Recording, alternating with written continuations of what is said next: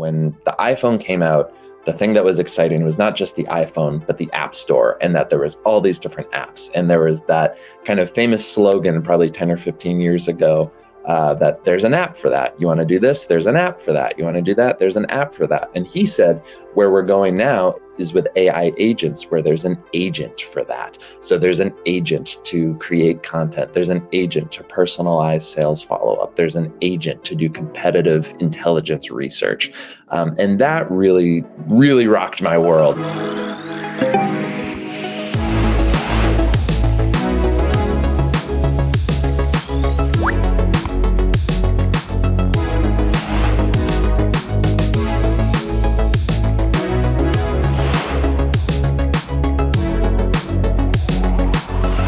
Hello, fellow marketers and listeners. Thanks for tuning into this episode of Call to Action. I'm Janet, CEO of Aimtel.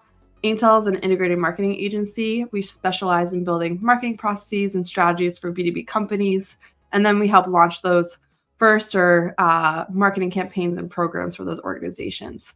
And so this show, Call to Action, we analyze and discuss the latest trends and research in B2B marketing. And then we conclude every episode with one call to action. So that means you're going to get ideas and tactics to use in your own marketing and at your own organization. So I'm thrilled to be joined by my co-host, Tucker Delaney-Wynn, Growth Marketing Lead at Aimtel. Hello. Happy to be here as always. Awesome. Yeah, and I'm excited to talk through in this episode with you today all things marketing automation. To automate or not to automate? That is the question for our fellow Shakespeare lovers. So a few of the things that we're going to talk through. Actually, we went to the HubSpot Inbound 2024 conference last week. So we definitely we're going to start there, share a little bit of our learnings and takeaways. And then we're going to talk through, how to strike this balance between technology and human creativity, that human touch. And then when to leverage automation, when not to, across email, paid advertising, and then just within the HubSpot platform as well. And as I just mentioned, we just came back from the HubSpot Inbound 2024 conference. I'm still exhausted. You might be able to hear. I feel like after just life the past 4 years, it just takes a long time to recover for so much energy, but it really was an incredible conference. Curious to hear if you feel like you've recovered, and maybe we could start, what were some of your favorite moments? No, thank you, Janet. Happy to be here. I don't feel like I've recovered. I feel like you hit your 30s and just everything is harder to do physically. Oh, absolutely. Yeah. I feel like HubSpot Inbound was incredible. It was so fun. It was my first time going. I was stunned. There was just so many people there. I feel like I was constantly having FOMO that I was missing out on the coolest session or having the right conversation. But then I realized everybody was having that experience because I told someone else I was feeling FOMO and they were like, me too. So I don't think I'd felt that much FOMO since college, but it was an incredible. Or living in New York City. I feel like living in New York City, right? It was it was bustling. I thought I was on the G train or something, the way everybody was running around looking important. But yeah, no, it was really, really fun. Yeah, and to your question of some of my favorite moments, I think for me, I loved just stepping in that first morning on Wednesday and attending the Inbound Spotlight. They had 3 speakers from HubSpot leadership. You had CEO Yamini Rangan, who had kicked things off and just kind of gave an incredible speech and kind of insight into HubSpot in general, followed up by EVP of Product Andy Petrie. Had a ton of great things to say about AI and HubSpot's new AI solution, Breeze. And then, of course, the CTO of HubSpot, Dharmesh Shah, who was just incredible. Yes, for all the things he's doing with HubSpot and AI, but also his dad jokes really knocked it out of the park for me. That really was pretty great. For me personally, when I attended that first Inbound session, the Spotlight, Dharmesh in particular, I pulled up a quote here where he said, most of you will be building AI agents this year. And just to unpack that a little bit, between Yamini and Andy and Dharmesh, like I said, they had a great kind of look ahead, not just for HubSpot, but really where marketing in general is going. And a huge piece of that, really the thrust of that spotlight, was around AI. And frankly, for me, it was really helpful in terms of how to think about AI in concrete terms, more concrete probably than anything else I've seen so far. So Andy obviously talked a lot about the new AI capabilities in HubSpot, which I'm incredibly excited to start testing out. There's that new AI solution, Breeze, which is kind of your AI companion all throughout HubSpot. Really incredible. That's in beta now, and there's a ton of things you can do there. And then Dharmesh, I think the way he really framed up AI was really exciting for me. He had a great analogy where he said, when the iPhone came out, the thing that was exciting was not just the iPhone, but the App Store, and that there was all these different apps. And there was that kind of famous slogan probably 10 or 15 years ago, that there's an app for that. You want to do this, there's an app for that. You want to do that, there's an app for that. And he said, where we're going now is with AI agents, where there's an agent for that. So there's an agent to create content. There's an agent to personalize sales follow-up. There's an agent to do competitive intelligence research. And that really rocked my world and got me really excited as he started talking about how you can create agents by combining different agents. Really got my head spinning and churning with exciting ideas. So that was probably one of my favorite moments from Inbound. And I think just there's some really incredible opportunities for AI and automation, which we're going to be getting into. But I'd love to turn the tables, Janet, and ask you, what about you? What were some of your favorite moments from Inbound? I would say, I mean, getting back there was great. So you said it was your first time, which is so cool. I think the first year I went to Inbound was in 2015, actually. So I remember it being like small, like it was a pretty small conference. Like it was half the conference floor. So I feel like when I went down the elevators, like into the conference space, I was like, whoa, this is like huge now. And I think that's just incredible, like the growth of the organization and just the ecosystem in general. But I hadn't been, the last time I went was 2019. So we know what happened in 2020. They couldn't host it for a couple of years, couldn't go last year. So I was really excited to come back this year for us to just like show up and be out there. Definitely. I would say selfishly too, like the point where we've taken Aimtel, we were able to host our own like happy hour event. So it was like a B2B marketing and sales mixer.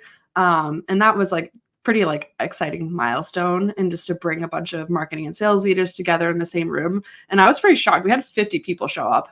I was like, my inner critic was like, no one's going to show up. You're going to have to eat the entire taco bar to yourself. But that was not the case. So kudos and thank you to everyone who showed up. We had some really amazing conversations.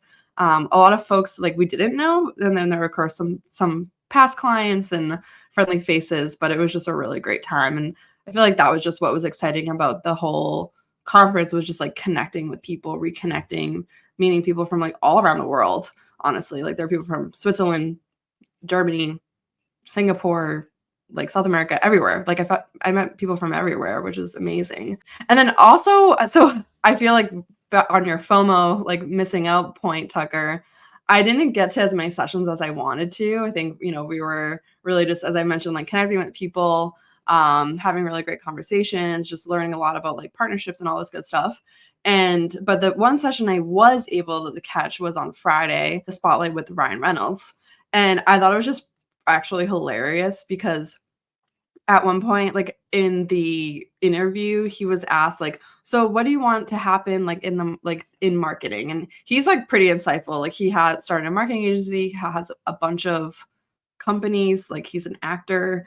So he's a very creative person. So it was cool to hear all of his perspective related to that, but then into marketing and then into automation. And it was, I almost was like, did he understand like where he's speaking? And I think that he did. Like, I think it must have been intentional. So he was asked the question, like, what do you want to happen in like marketing and like the future of like this industry? And he's like, well, I could tell you what I don't want to happen first. And he said, like, point blank, like, I hope everything doesn't become automated. And I actually I thought that was a pretty interesting juxtaposition. It gave us this idea. We kind of had this idea of going for this episode of Call to Action, but I felt like this was a really interesting way to see the balance of like the two sides of it. Because of course, like when you're hearing all these things about AI and automation, it is it is concerning to a certain extent. It's like, what level are things going to like replace a job or like skills or something like that? And Yeah. I believe that it's not necessarily going to replace like human creativity and expertise. It's only just going to augment it. And that Mhm. was kind of what he then went on to explain. Like, actually, like we can do much more, but we don't want to just completely like also turn into robots. Like we have the robots there for a reason. So I thought that was actually just hilarious. I think you watched that one too, right, Tucker? I was curious what you thought I of that did, kind I of did, and I parallel. yes, and I remember when he said I feel like there was rolling laughs throughout the conference, and I feel like a lot of people at the time weren't sure, like, is he joking or not? But I think he, as he elaborated on it, he really was serious that, like, no, he really wants to retain the personal human touch, and that Mhm. I think for him, what did he also he talked about, the emotional investment being his North Star, and I think making sure that there's emotion and creativity being put into everything has been huge for his success. And yeah, I think that's why this is so interesting because there's clearly a lot of excitement and opportunity around automation and AI, but we have to kind of retain the human touch and the spirit of that as well. So finding that balance, I think, is going to be critical. Let's get into it. I mean, this brings us to our topic of to automate or not to automate. We're going to share our opinions, some research today, what we're Yeah. seeing, how we approach this as well. And this is an endless conversation. Like, there's so many use cases. But before, I did say at the beginning of the episode that for those of you listening, we'll share a call to action at the end. But I actually wanted to put one in now, and it's just to hear, in the comments wherever you're listening, like how are you leveraging automation in your marketing in 2024 or even in your organization as a whole, and like what are some of those areas that you're finding success, and where do you want to improve it? So with that, Tucker, definitely let's kind of delve into this a little bit further. I know we want to talk through a few areas. I think, as I just mentioned, there's a lot we could cover. Yeah, so we're gonna look at three aspects, three areas. We're gonna explore email marketing, paid ads, both Google and LinkedIn, and then a HubSpot platform itself. And by the way, I should say when the question is to automate or not to automate. I think spoiler alert, the answer is both. It's not a yes or no, it's not a right or wrong, it's not an either or. There's really great moments and great things that you should be automating in your marketing and in your sales. There's really areas that you really don't want to do that. So we're going to be exploring that across those three different aspects today. And I think a recurring theme and quote that's running through my head is something that Yamini Rangan, the HubSpot CEO, said during that spotlight, which was that AI handles simplicity and people handle subtlety. So that's really sticking with me. And I think that's a great thing that we're going to come back to as we explore these different areas. Um, yeah, so let's do it. Let's dive in and explore where we should automate and where we want to get a little more personal. And I'd Mhm.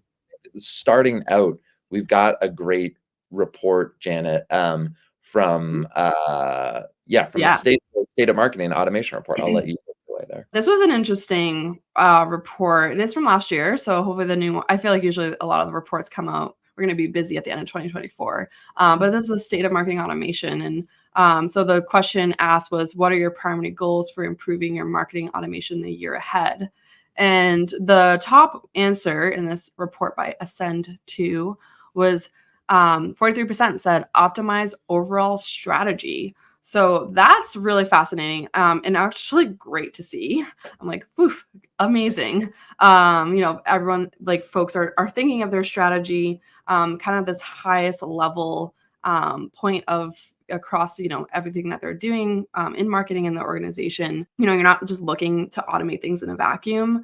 I think, this is a great point, and how you should be thinking about it is like, how are we bringing automation into what you're already doing? Like the word optimize is really important here. It's like, okay, this is what we have set up.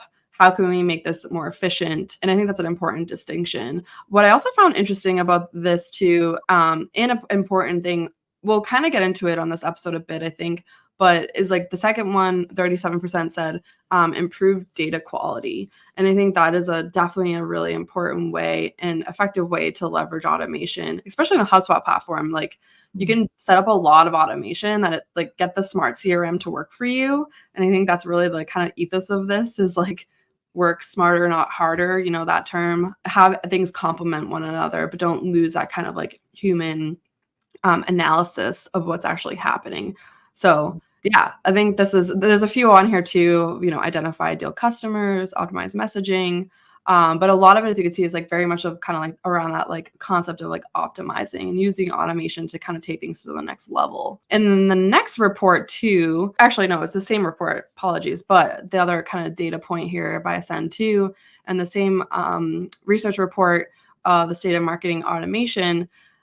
This is cool because it says the question is, in which of the following areas do you currently utilize marketing automation? So they were comparing 2022 to 2023, and the top one was email marketing, followed by social media, paid ads, then content, landing pages. As you just mentioned, Tucker, like we definitely want, like, no surprise that like emails on here. So that's one we're definitely going to deep dive in this episode. One thing I did want to just mention here that was interesting is, and we want to talk about later as well, is that like lead scoring is at the bottom. Only 14% of folks are automating lead scoring, which with HubSpot, that's actually like one area you should absolutely be like, make sure you're tracking it. It doesn't like just work itself, but you can absolutely automate that part of it. So I'm almost curious, like how many people on this survey were using HubSpot?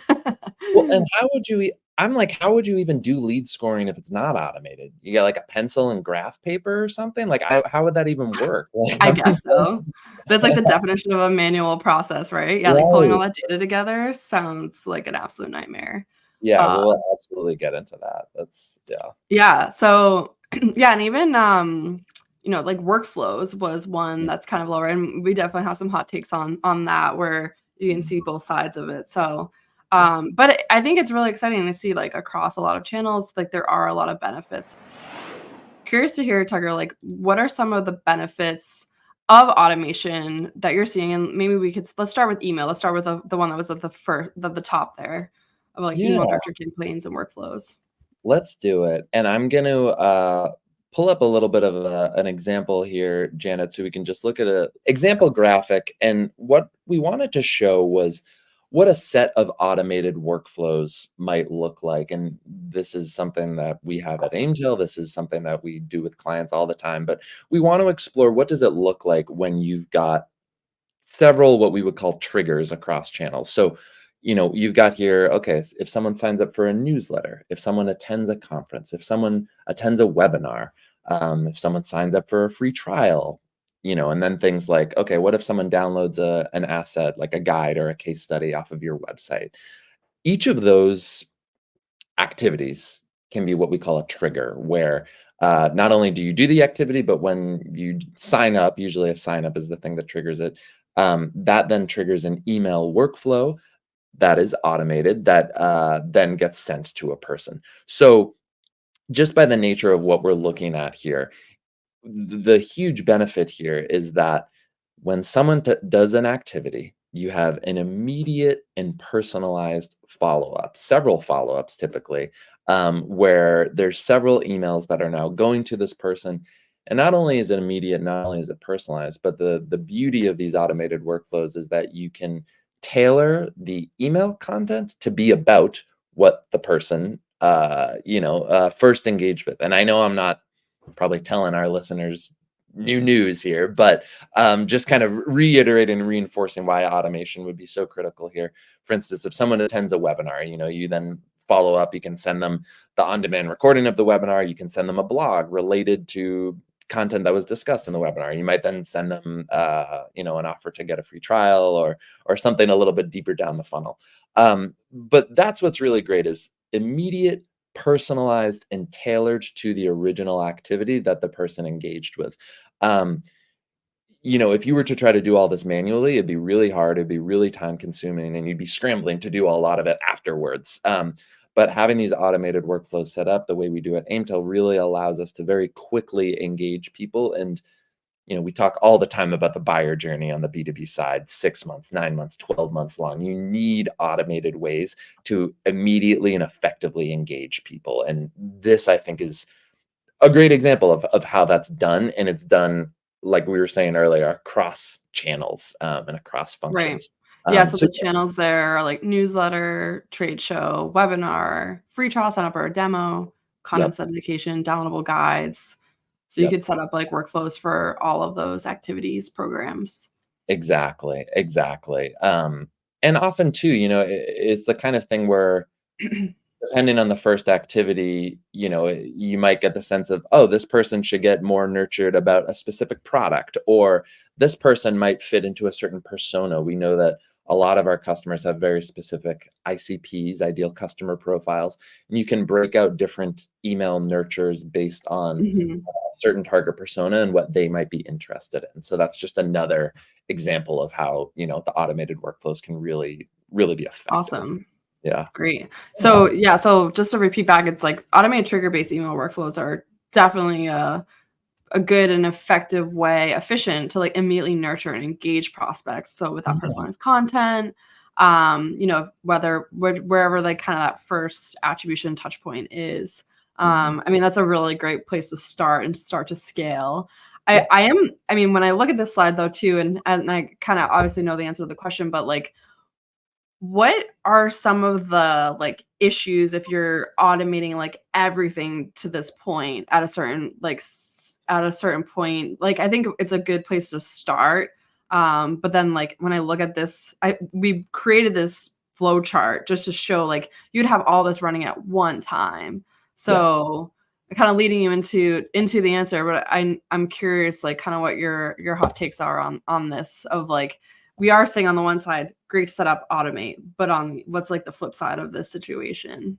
I'm so glad you asked, Janet, because this I get pretty fired up about this because I think really there's, we talked in a previous episode about the danger of dashboards. I feel like this is the danger of automation, right? Where we have seen again and again and again these common pitfalls that a lot of B2B technology companies fall into, where frankly it's an over reliance on automation. And in this case, it's an over reliance on email automation. So I'm going to walk us through three pitfalls that we've seen a lot. The first is when someone enrolls in too many workflows at once, and it's not their fault. So, by way of example, let's keep this same graphic and let's say that a really great lead for us attended a webinar. Then, after attending the webinar, they went ahead and signed up for a free trial of the product. They were still on the website and they went ahead and downloaded two different guides off of the website. Going off the automation we have set up, they have just enrolled themselves in four different email workflows. I don't know about you, Janet, but I already have several thousand unread emails in my inbox, which is probably the problem I need to take care of.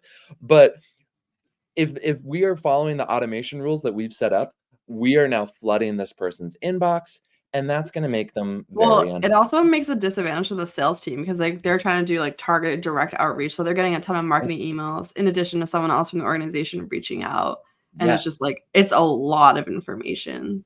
Such a good point, and I'm so glad you brought that up because that's not even something we've mentioned in here, is that in addition to all these automated emails, if this is a lead who's midway down the funnel, the sales team is gonna be following up with them too, and that's not a problem. I think we've talked That's what they before, should be doing, that's what yeah. they should be doing, and I think there's the real magic in having marketing and sales nurture together, but, it is another channel that's happening, and, yeah, I think, this can just be a really big problem if someone's enrolled in too many workflows, and I will say that it is possible, and I think that the correct move here is to set up additional workflows so that when someone does get enrolled in multiple workflows, there's kind of a safeguard where it's like, okay, if they're already currently enrolled in a workflow, we're not going to enroll them in this one.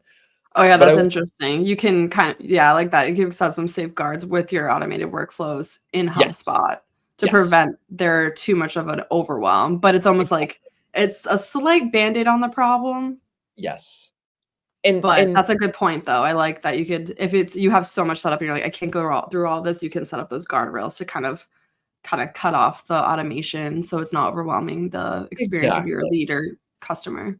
yeah, it's like I don't really know how dams work, but I imagine maybe there's ways that dams, can Like a block. beaver dam?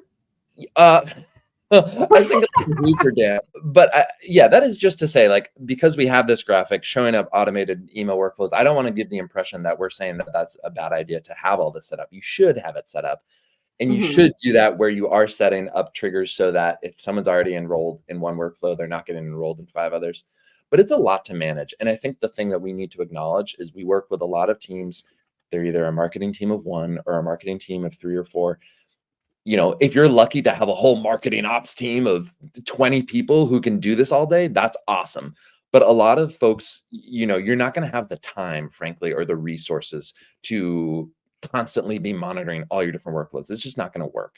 So the other issue that I want to bring up, pitfall number 2, is what happens when people finish going through these workflows. This is what I would call the set it and forget it pitfall, Mm. where you set up all these brilliant workflows and everything's beautifully working together, but you haven't taken the steps to think about what happens when someone makes their way all the way through my email sequence, even if it's 10 emails, even if it's 12 emails, as we've talked about many times. The buyer journey in B2B tech is often 6, 9, 12 months long. It's unlikely that you've built workflows that are that long. Even if you've done that, you probably have old creative in there that's 2 years old. Your product may have been updated, your UX UI may have been updated, Yeah. and you've Well, got then all these. think about how much you have to update you have all these workflows set up, and then if you're changing your messaging, positioning of the company, visual identity, as you're saying, you need to Yes. go back and update all this. Like, it's a constant process of Yes. And then for our marketing manual updating our marketing information workflows. exactly, and for our small marketing teams, they don't have the time to be that's a whole job, constantly updating all your workflows. It's Right. not sustainable, and you're also, at the end of the day, if one of your leads goes all the way through these workflows, you're potentially sending them into the void of your CRM where they're not getting engaged for multiple months, losing the opportunity to engage them. So So it's like you annoy them and then you ghost them. yes, yes.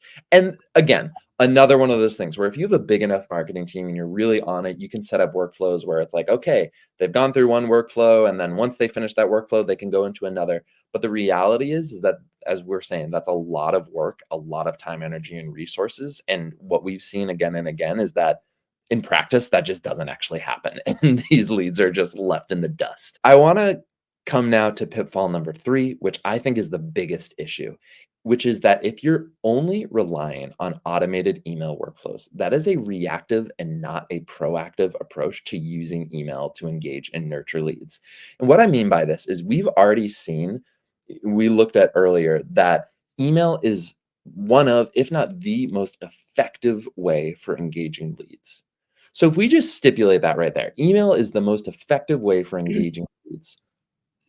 All of these workflows depend on people interacting with you and your marketing in a way that is not email. They have to take an activity on your website. They have to take an action to sign up for a free trial or attend a webinar. And then you'll start engaging them with the most engaging channel, which is email. So I've started to come around to ask the question, well, why wouldn't we proactively reach out to our leads with email in the first place rather than waiting for them to take an action on our website so we can Right. engage them? This, I think, once you and I and the team at Intel started to tilt our mind into that perspective, that was a game changer, because Yeah. suddenly what we started doing was monthly email campaigns where we're reaching out to leads, sharing the latest content, sharing the newest videos, inviting them to webinars, but just actively going out to leads, and engaging them. That's been a huge way, to nurture leads. And if we think about, we're going to get into HubSpot lead scoring later, but if you think about, a lot of companies have a point-based lead scoring system where they're trying to engage leads to the point where they have engaged enough so that they, tier up to an MQL or an SQL. Email is an incredible way to do that. If you're using it proactively, that's a way that you're going to be able to month by month get people to open emails, click through emails, start taking more activity on your website. So yeah, I think this was the really big one. Using email proactively is something that I just think brands are not doing enough, and we really want to encourage more of. Yeah. Excellent. All right, so to recap the first channel a bit, is what the solution is like start to you have set up, look to what makes sense to automate, but overall kind of set up this more like quote unquote manual monthly email nurture sequences. Even like a newsletter is really effective. Yep. And to track and engage your audience in your like list of leads and prospects that way. As always, we could just keep talking about this one specific channel, but I do want to go to the next one channel that we want to talk like to automate or not to automate, which would be paid advertising. And obviously there's so much.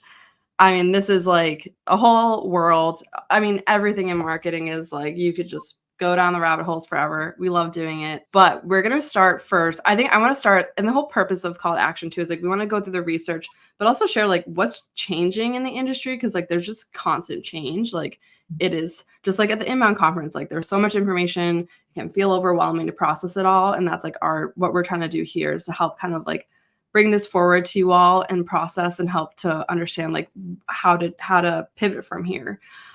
So this was interesting what I saw, and we're not going to talk too much about Google. We did want to spend more time on LinkedIn because we do a lot of LinkedIn advertising for clients. But I thought that this was an interesting update from Google. This is literally like from Search Engine Journal. I mean, it was like kind of everywhere, but we like to pull Search Engine Journal, follow them. They produce a lot of good content in the news, but Google is planning to deprecate enhanced CPC, so that's cost per click, for search and display ads. So they're phasing it out starting in October, and it will be like transition as of like March 2025. So what does this mean? So this is not to say that Google's advocating for managing ads manually. In fact, it seems like what's happening is like they're pushing advertisers towards this newer like machine learning actually. So there's something called like maximized conversions. So you can get, an optimal target cost per action or CPA, as well as like you can maximize your conversion values. They are offering more automated tools to improve performance of their ads. So, but the interesting thing about this is what this means is that this is a shift to more advanced automated bidding strategy signals. So Google's pushing towards like a greater reliance on their machine learning, and also kind of looking into more of that on that automated bidding strategies. And you know way more of this than I do, Tucker, but I think we know it can actually be ineffective to over rely on automated optimization strategies when it comes to paid ads. I think it kind of it goes back to this like set and forget it mindset. It's like, let's just set this up and run it, and then we're just going to get a ton of people who like love our product and know about us.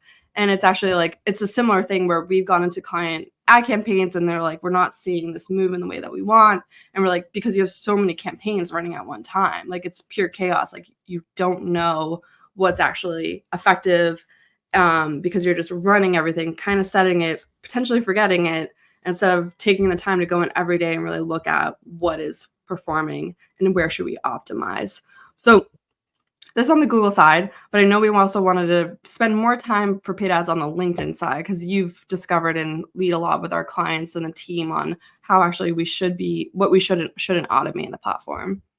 Yeah, absolutely. No, and I completely agree. And I love that you started with that, Janet, because I think it speaks to the times, right? And it speaks to these platforms. And love Google, love LinkedIn, love what they're doing. But I think for newer marketers, it's easy to come into these platforms and get the impression that, as you said, Janet, we'll just set it up and Google will take care of managing everything. They'll take care of managing the bidding. They'll take care of managing your optimizations. And while there is definitely value in areas where that's absolutely so helpful and has been a game changer for us, there's absolutely areas where you really don't want to give up all your control, and you really don't want to get into that set it or forget it mindset, because it can really be draining, and draining on resources, draining on time, making you spend more money than you should. So yeah, as you said, let's look at LinkedIn, and let's start with bidding, and let's take that side of maybe when not to automate. So what we've got here, we're deep into LinkedIn now, and we're looking at a screenshot of setting up LinkedIn ads. And we're at the portion, for those of you who set up LinkedIn ads all the time, we're way down at the bottom of the setup area where we get into bidding. And this is where we bid on how much do you want to spend on your ads in LinkedIn. Now, LinkedIn the default in this section, the default bidding strategy that LinkedIn automatically has signed up, we've got a little green button highlighted, is the bidding strategy of maximum delivery. And LinkedIn says, get the most results possible with your full budget.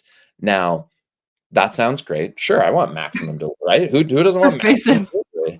Right? Yeah, persuasive, Like Ryan Reynolds, maximum effort, LinkedIn, maximum delivery. Sure. But, what happens here is that you're essentially telling LinkedIn, I've given you an overall budget, spend whatever you think is right on the ads, just go for it, LinkedIn. What you're giving up, though, is the ability to control your cost per click. Now, I went to HubSpot inbound with you, Janet, and I had the opportunity to see AJ Wilcox, host of the LinkedIn Ad Show, frankly, a LinkedIn ads guru who I've been following for 10 plus years. And at his presentation, where he talked about 5 common mistakes that you can make with LinkedIn ads, his first thing that he said was over relying on maximum delivery for your LinkedIn ads. So using this Did you automated cheer strategy. in the crowd? I was like, yeah. No, I did text. I actually immediately texted our digital marketing manager who I run LinkedIn ads with. And I said, guess what they just said? Because the week before inbound, we had some campaigns, and some of our campaigns were set on maximum delivery. And we both said, we're like, you know what? I don't think this makes any sense. Let's switch over to manual CPC. And so then to see AJ say this on the stage and have this quote that maximum delivery is the most expensive way to pay for LinkedIn ads traffic 90% of the time, that hit home for me and said, wow, we really shouldn't be doing this. And luckily we had already made this change. Yeah, we've already been on top of this. So Already but I been on mean, the top. validation of that is, listen up, folks. Yeah. And he's run thousands of campaigns. And when I came back from inbound this week, we had made that switch the previous week from maximum delivery to manual CPC. And truly all of the campaign costs had gone down. The CPC, you could see the graph just going way down. So this is a huge thing. And so tying it back to thinking about automation versus non-automation, the recommendation here and what we find really works is using manual bidding. And you can see LinkedIn says this is where you can control your bids in the auction. We have found setting your bid, and by the way, LinkedIn, you see here in the fine print, they give you a range of, we recommend, some advertisers are bidding between $5 and $19. We recommend you bid $7. What AJ actually said, and what we found to be true too, is you should go below what LinkedIn recommends. Again, nothing against LinkedIn, but they tend to encourage you to spend probably a little more than you should on each ad. So this is a great example of where the manual approach, the human touch, using your own expertise and experience to control the cost and control the bids on your ad platform is absolutely the way to go. So yeah, that's just a big example, I think, of where being smart and savvy and exerting a little more control and doing a little less automation really makes the most sense. Excellent. So those are some great use cases for handling like not automating certain aspects of your LinkedIn ad campaigns and paid advertising. But are you saying that everything should be manual, or like what within LinkedIn ad campaigns would you recommend that marketers should and could leverage automation? Yeah, no, great question. So on the flip side, we just talked about bidding. Let's talk about creative for a moment. So Okay. again, we're now looking at LinkedIn ad setup. We're deep in the platform. We're even further down where you're setting up the actual ad creative. And there's an option called ads in this campaign. You click on the little gear and then it says ad rotation options. You got two options. You can either optimize for performance, which is recommended by LinkedIn, or you can rotate ads evenly. And that means all the ads that you upload are going to be shown evenly to all your leads who are, people in LinkedIn looking at your ads. Now, this is a great example where using LinkedIn's automation to just let LinkedIn, this is a great example where using LinkedIn ads to automatically optimize for performance without you having to do things manually is absolutely the way to go. This is a great time to use automation to your advantage. And what we find is when you use this feature, it just shows the best performing ads to your leads much more often, and you have more success. So this is a great. Yeah, sorry. Do you have a recommendation on like how many ads to like include in one campaign to then Absolutely. to cycle through? Yeah, that's a great question because sometimes, we'll work with clients and they only want to create 1 or 2 ads. 4 to 6 is really the Okay, best. minimum, yeah. 4 to 6, yeah, and then we'll often rotate creative if we need to every 6 weeks, I think. It can Yeah, take I them think that's important. Then you use Yes. this data to continue as you optimize, like, you're not just creating it, like, in a silo, you're looking at, "Okay, what performed?" And then make more ads that are similar to the top performing ones based on this automation. Yes, and I love that because that's a perfect example of that harmony between automation and the human touch, right? Right. Got the automation set up, it's doing the simple, effective approach of automatically in the feed showing the best performing ads. But then to your point, we as humans are analyzing the ads, creating new ones based on what's performing best and putting those in there. So there's that harmony between automation and humans that I think is works really well.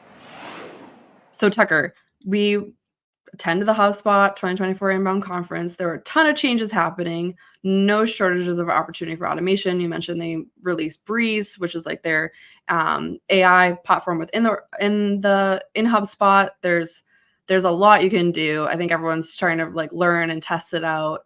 Ton of things in beta, but there's already some stuff you obviously it's a marketing automation platform.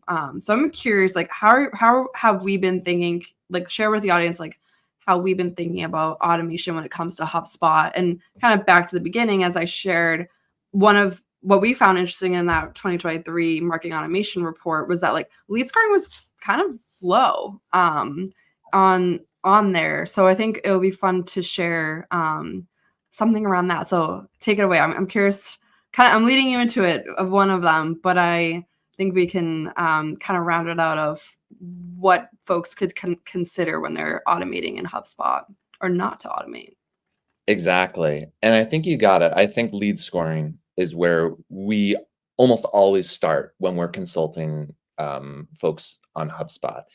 Either they don't have lead scoring set up and we say, great, let's help get that set up and get that automated for you. Or they do have it set up, but there's often, almost always opportunities to refine it, make it a little bit cleaner, a little more automated. So in HubSpot, you obviously have the capabilities to do lead scoring. And this also brings me back to that quote we talked about at the beginning from Yamini, HubSpot's CEO, about AI handles simplicity, humans handle subtlety. So I'm going to pull up just a little lead engagement dashboard example. So what we're looking at here is we're now in HubSpot, and we've got an example lead engagement dashboard.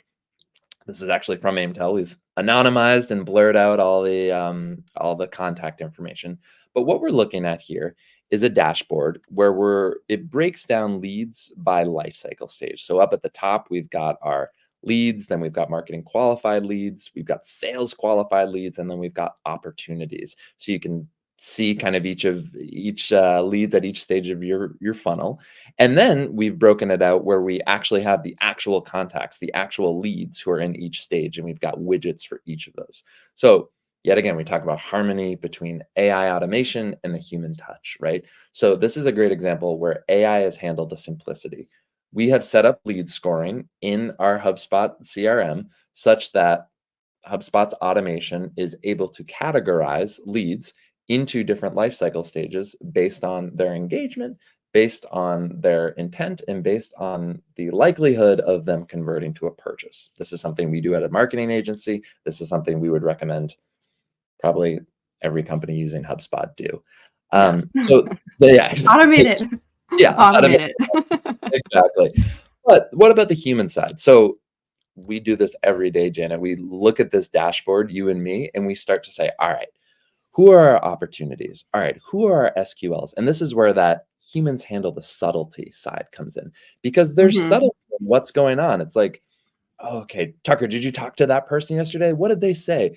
Janet, you had a conversation with that SQL. What do we think? How do we want to approach following up? And this is where I don't know if you want to speak to this, but you and I had a conversation about, oh, should we use sequences, automated sequences? And we came to the Right. conclusion that no, we should actually probably do manual personalized follow-up with. Right. Yeah. So sequences in HubSpot are like an automated way to send like more personalized looking emails Yeah. And then you can also like layer in like reminders to follow up and send more emails. So it is effective way to automate that kind of prospecting side. But agreed, we're like, if you meet people in person and you had like a strong conversation, like your automation is not gonna, even though it maybe looks personalized, it's not gonna sound personalized.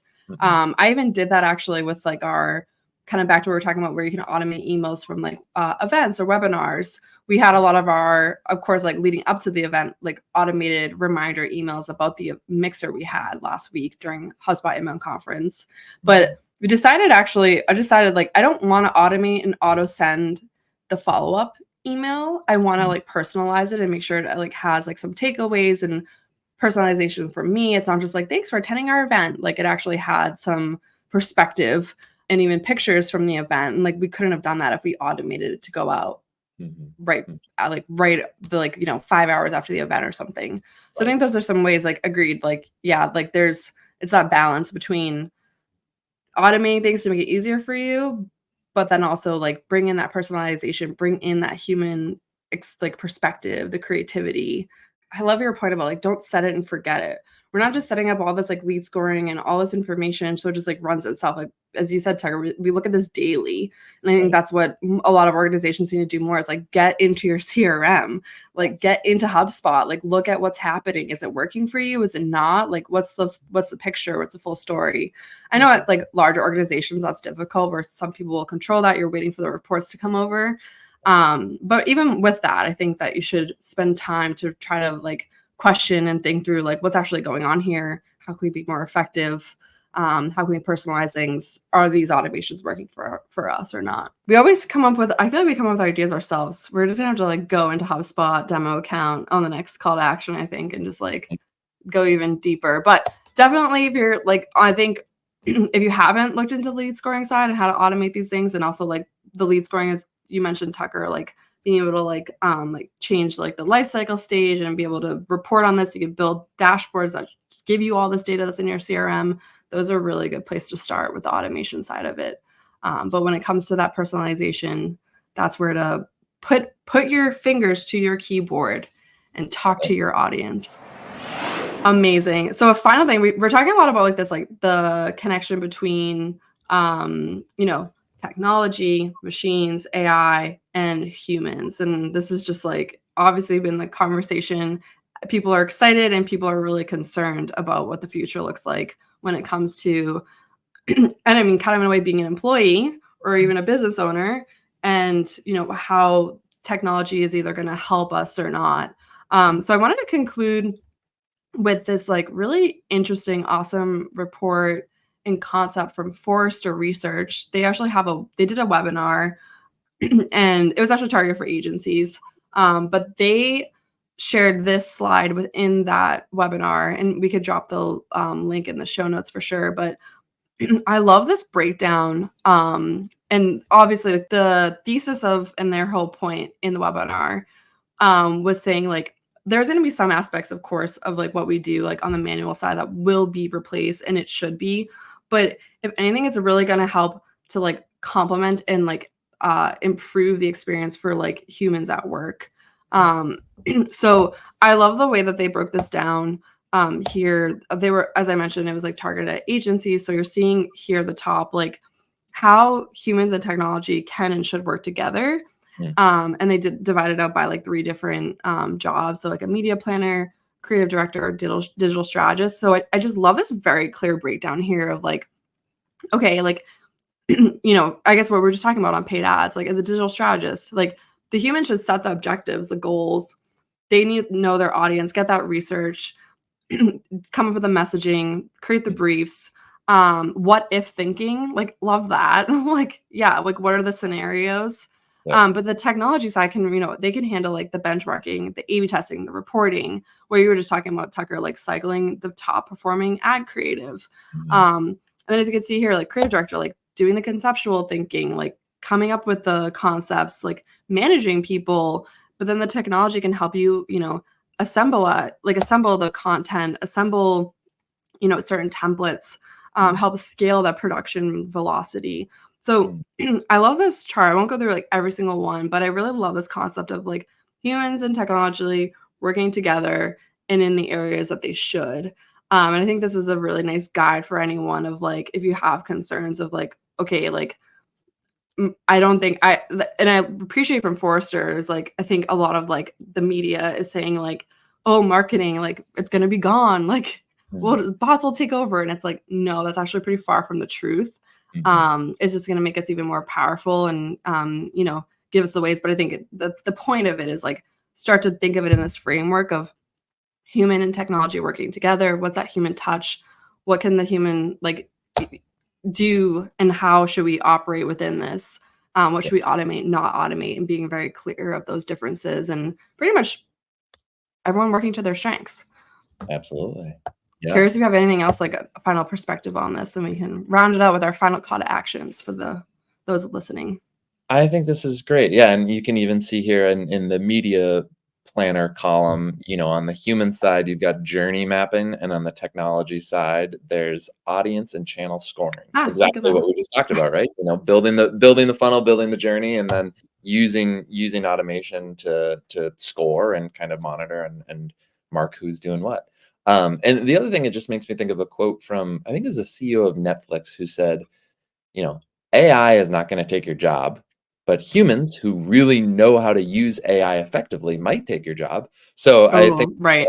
not to scare people at all, but I think those of us who embrace the opportunities with automation, embrace the opportunities with AI, are, really going to get a Yeah. competitive edge. And I think this is a great map of how you might be able to do that and strike that balance. All right, Tucker, let's run this out. So, what's your call to action based on this episode when it comes to automation? Yeah, I think you've got me really fired up about lead scoring right now, Janet. So I'm gonna make the call to action to folks to, if you don't have lead scoring set up, go get started.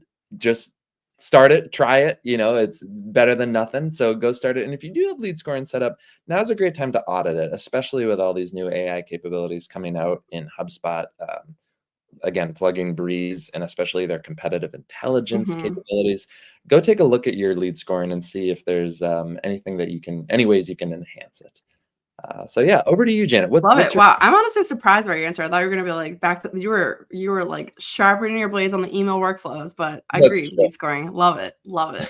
I I would can just say uh, I I mean, I think the main point I've been making is just like, but kind of looking in the context of like where I like what you just said actually, like auditing your automations and like workflows. Mhm, And do you kind of have that right combination of the automation versus like that human touch experience, that personalization? Obviously, you can mhm, kind of automate some personalization, but I do think that what I've saw last week at the inbound conference was very much like people want that like connection. We really want to have that personalization. We want to feel like seen and heard.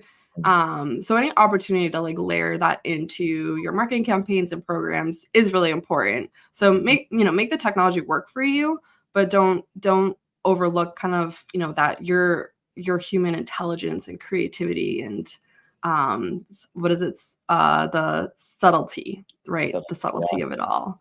So exactly.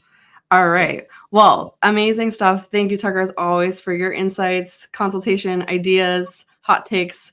We covered a lot of ground today. So, just to recap, in this episode of Call to Action, we discuss how and when to leverage automated email workflows versus, kind of taking a more maybe potential manual approach of engaging prospects with regular emails. Try it on a monthly basis, see what happens.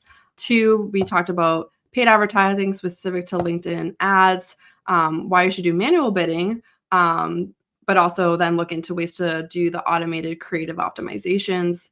And then third, finally, we talked about how to use automated lead scoring to organize your leads and collaborate, use this as create a dashboard, bring marketing sales together, and how you can personalize those follow-ups and those touch points.